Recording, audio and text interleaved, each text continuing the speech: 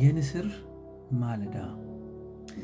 ንስር እንግዲህ በመጽሐፍ ቅዱሳችን በጣም ከሚታወቁ እንስሶች መካከል አንዱ ነው። ንስር ሰዎችንም ወክሎ ተጠቅሷል። ንስር ደግሞ እግዚአብሔርን ወክሎ በንስር ክንፍ ሰበሰብኳችሁ ምናምን እያለ ይገልጻል። የታላላቅ ሀገራት ባንዲራ ላይ ንስርን እናውቀዋለን። የጥንካሬ፣ የውበት፣ የኃይል ምልክት ሆኖ ንስር በጣም ብዙ አይነት ካራክተሮች እና ከንስር ሕይወት የምንማራቸው ነገሮች አሉ። ዛሬ ግን አንዱን ልንገራችሁ። አንዱ ያው ሁላችሁ የምታውቁት ንስር 30 እስከ 40 ዓመት ሲሆነው ራሱን ያድሳል ወደ 5 ወር ቁጭ ብሎ 150 ቀን የሚል ነው። እኔ ግን ንስር በየማለዳው አንድ ምግባር አለው። ምን ያደርጋል መሰላችሁ? ትላንትና ላይ ሲበርበት የነበረው ክንፉ ሲሰነጣጠቅበት፣ ሲተረተርበት ጠዋት ላይ ይነሳና ያንን ክንፍ በምራቁ የሆነ ፈሳሽ አለው በሱ ያጣብቃል። ይሄ ነገር ለምን ይረዳዋል ከተባለ ቀን ላይ በሚያድንበትና በሚሰራበት ጊዜ አንደኛ በክንፉ መሃል ንፋስ እየገባ ከፍጥነቱ እንዳይገድበው በሚገባ እንዲበርር ጤንነቱም ሰውነቱም የተጠበቀ እንዲሆን ያደርገዋል። እንግዲህ የተወደዳችሁ አንዳንድ ጊዜ የማለዳ ጸሎት በማለዳ ከእግዚአብሔር ጋር መገናኘት በሕይወታችን ላይ የሚያመጣው ተጽዕኖ አለ። ንስር በጠዋት ተነስቶ ነገሩን አድሶ አሻሽሎ ለቀን እንደሚዘጋጅ እኛ አማኞችም በጠዋት በእግዚአብሔር ፊት መቆየታችን፣ በሌሊት መሠዊያችንን ማደሳችን ለብዙ ነገር ይጠቅመናል፣ ይታደገናል። ኦኬ። ለምን ከተባለ የማለዳ አእምሮ ንጹሕ አእምሮ ነው፣ የተዘጋጀ ልብ ነው፣ የነቃ ሰውነትና መንፈስ አለ። አንደኛ ኢየሱስ ክርስቶስ ራሱ በማለዳ ይጸልይ ነበር። ማርቆስ 1:35 እንደዚህ ይላል፣ ማለዳም ተነስቶ ገና ሌሊት ሳለ ወጣ፣ ወደ ምድረ በዳም ሄዶ በዚያ ጸለየ ይላል።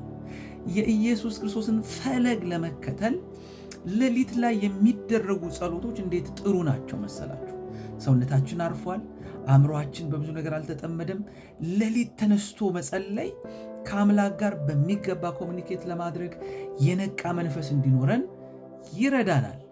የኢየሱስን ፈለግ እንከተላለን። ሁለተኛ የማለዳ ጸሎት ለቀን ውሏችን አቅጣጫን የምንቀበልበት ይሆንልናል። መዝሙር 5:3 ላይ እንደዚህ ይላል፣ በማለዳ ድምፄን ትሰማለህ፣ በማለዳ በፊትህ እቆማለሁ እጠብቃለሁም ይላል።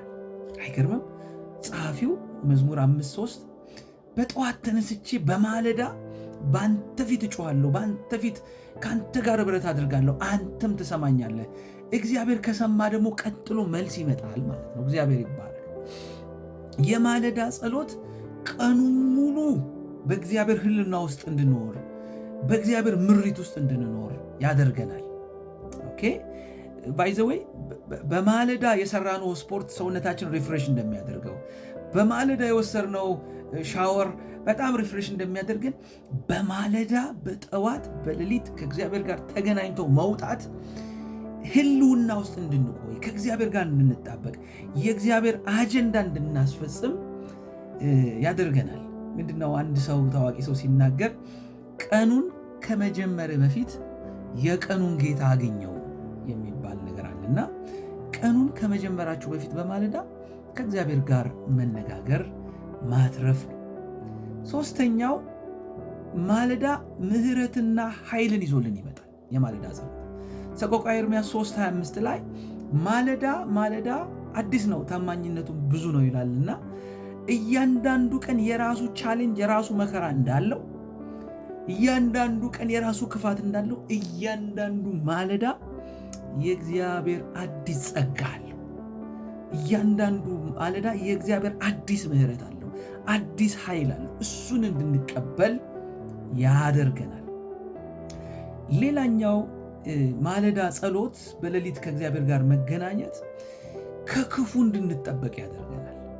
ምሳሌ 3:6-5 ጀምሮ እንደዚህ ይላል፣ በፍጹም ልብ በእግዚአብሔር ታመን፣ በራስም ማስተዋል አትደገፍ፣ በመንገድ ሁሉ እርሱም ወቅ፣ እርሱም ጎዳናን ያቀናልሃል ይላልና አንድ ጊዜ በማለዳ ከእግዚአብሔር ጋር መጣበቅና መገናኘት ጠላት ያሰበውን ወጥመድ እንዲሰበር፣ የቀና ጎዳና እንዲኖረን፣ የሚያገኙን ሰዎች ሁሉ እግዚአብሔር የወደዳቸውና የፈቀዳቸው እንዲሆኑ፣ ከጠላት የሆኑ ክፉ ሐሳብ ያላቸው ሰዎች በመንገዳችን ላይ እንዳይመጡና ዘመናችን ውሏችን ሁሉ የተበላሸ እንዳይሆን የማለዳ ጸሎታችን እንዴት ወሳኝ መሰላችሁ። ስለዚህ ከዚህ በፊት በማለዳ ትተጉ የነበር ትጸልዩ የነበር ሰዎች የማለዳ ጸሎታችሁን መልሱት።